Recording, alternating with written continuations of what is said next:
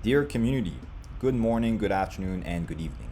Wherever you are in the world, thank you for tuning in. Swimming. It's a challenging activity in any case. In triathlon, it's the biggest source of nonsense and clumsiness. Typically, it's because the cycling numbers bullshit makes its way to the pool. I don't consider technique, good or bad, to be the major factor in triathlon swimming. It's really the mindset that people have towards their training, towards swimming in general, and so on.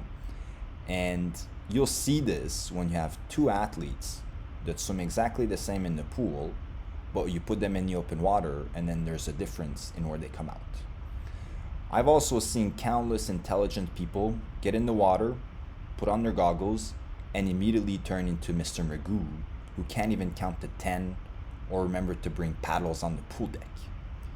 This is anxiety, okay? It has nothing to do with the specifics of the technique or the finesse of your stroke and so on. It's purely anxiety and the mindset that you have going into the water, okay? I've also been fascinated with the attitude of bad swimmers towards good swimmers. Most bad swimmers will shrug good swimmers' ability into talent or circumstances.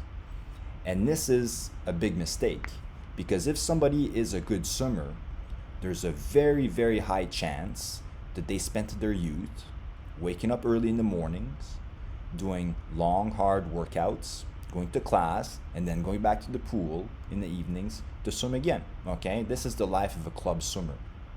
And for a teenager to swim, the intensity and the structure and the hard work will be far greater than teenagers doing cycling or running training.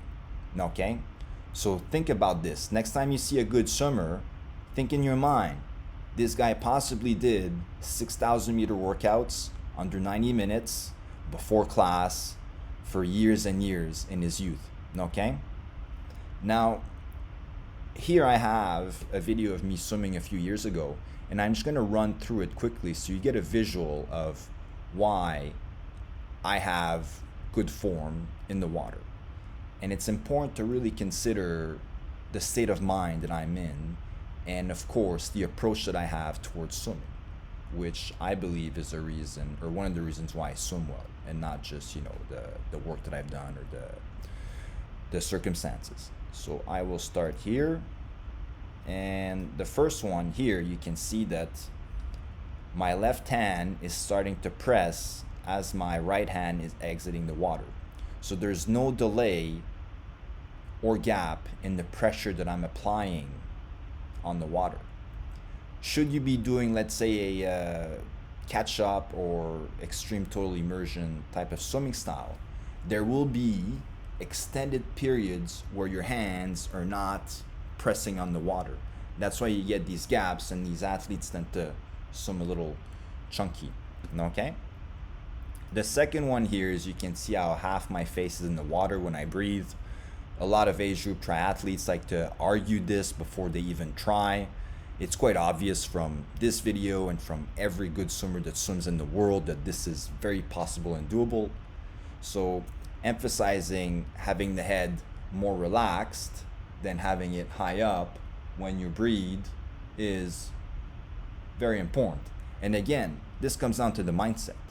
Some people, some age group triathletes will tell you that this is not possible, okay, that water goes inside their mouth and they just refuse to try it. The third one here is big armpits.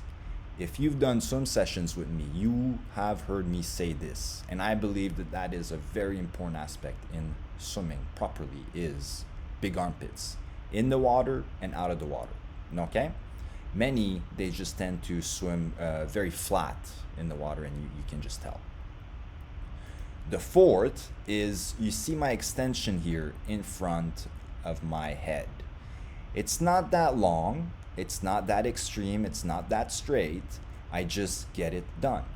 The extension that you do at the top of your stroke is worth nothing. It doesn't propel you forward. When you press under your body and you finish your stroke and you rotate, that is when you propel yourself forward. What happens with age group triathletes is that this extension is where they put all the effort.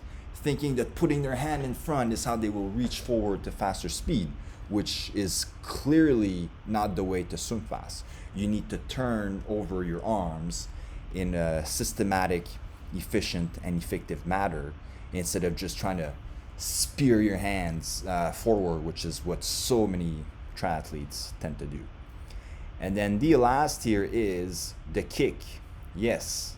Now, you don't need that much kick for it to support your stroke, but you need to do it at the right time. I've personally had quite a few sessions where I was working with athletes on just easy to moderate swimming and trying to figure out at what point in their stroke is it good to do a kick burst, if you want to call it that. And many will be able to figure it out with the help of fins. And as a coach, you see it right away when they start to get it, where they slightly kick their legs right before they get over top of their stroke.